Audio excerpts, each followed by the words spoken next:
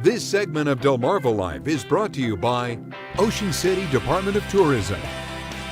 So you recognize this building? It's the Ocean City Lifesaving Station. Built in 1891. It's been a part of the OC Boardwalk, but it wasn't always a museum. It used to be the hub for a crew of 7 who would row out to sea for the rescue. Then in about 1915, the Lifesaving Service became the U.S. Coast Guard, and this beautiful building became obsolete. But because it always meant so much to the community, the people of Ocean City wouldn't let it be demolished.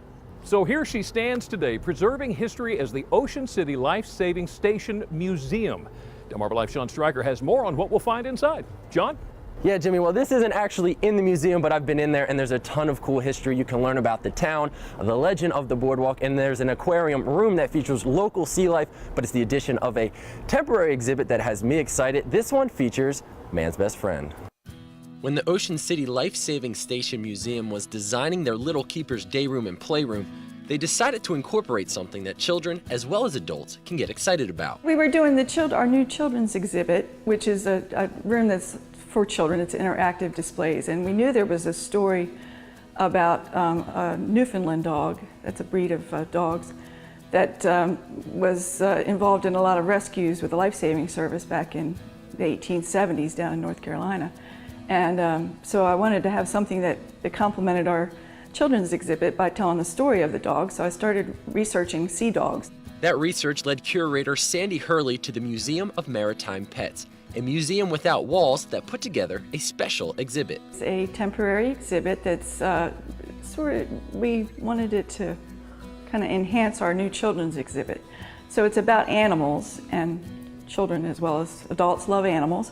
And it's about animals' interaction with humans over the years, through, especially in their sea voyages. In that exhibit, you'll find the story of Sinbad, the mixed breed canine that served on the U.S. Coast Guard cutter Campbell. Sinbad was an actual member of the crew throughout World War II. He had his own uniform and bunk and was known to get in a little bit of trouble while at port.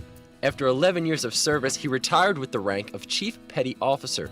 But this exhibit goes well beyond dogs. What about the cats? What were they used for? Well, the cats were best for rodent control, because if there's ships, you don't want rats on your ship, so it was good to have a cat. But there are also some cats that were good for fishing, that helped fish. Birds have also been known to help fish and can be trained to carry messages.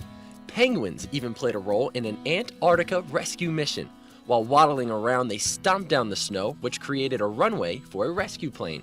Horses have also aided in recovery. Well, the horses in that photograph were helped pulling a lifeboat, a surfboat, which so they were used in the Life-Saving Service and later the Coast Guard as well, for hauling boats in and out of the water and up and down the beach, and also sometimes carrying people, on patrol. And whether the pets provide an actual service or just some companionship, the All Paws on Deck exhibit goes to show you how significant animals really are. People don't realize how important animals have been. I mean, most people love animals. I guess there are some that aren't animal lovers, but most people, and they really are a benefit to us human beings. Now that's only a couple of the stories they have at the All Paws on Deck exhibit. If you want to check it out, they'll be here until next May. There's no doubt Ocean City is a great place to make lasting memories, especially for children who stay in the Believe in Tomorrow house by the sea. Up next on Delmarva Life, Lisa tells us about this special program giving families of critically ill children a carefree getaway from home.